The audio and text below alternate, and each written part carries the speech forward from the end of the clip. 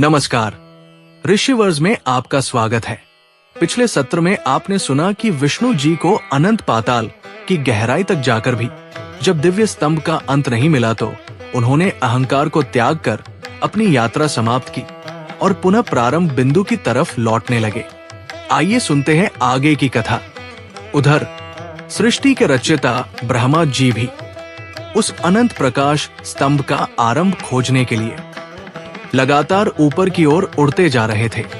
वे आकाश की ऊंचाइयों को पार करते गए, बादलों से बहुत आगे निकल गए, नक्षत्रों की सीमाओं को भी पीछे छोड़ते चले गए।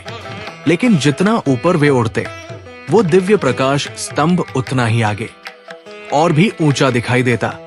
समय बीतता गया, युग बीत गए, फिर भी उन्हें उस स्तंभ का आरंभ कहीं दिखाई नहीं दिया।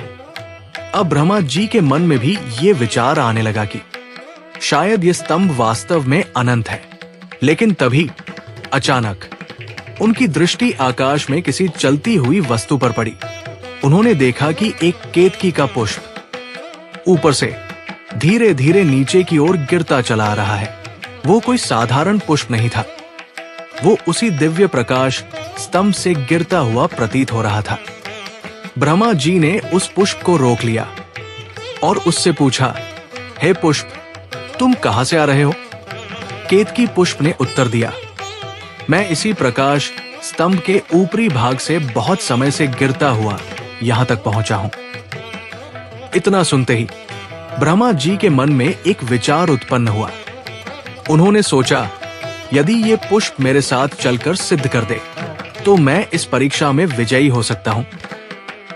तब ब्रह्मा जी ने उस केतकी पुष्प से कहा, तुम मेरे साथ चलकर ये सिद्ध कर दो कि मैंने इस स्तंभ का आरंभ देख लिया है।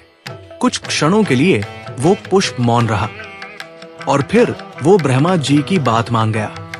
उसे ये ही आभास नहीं था कि वो एक ऐसे झूठ का हिस्सा बनने जा रहा है जिसका परिणाम बहुत बड़ा होने वाला है।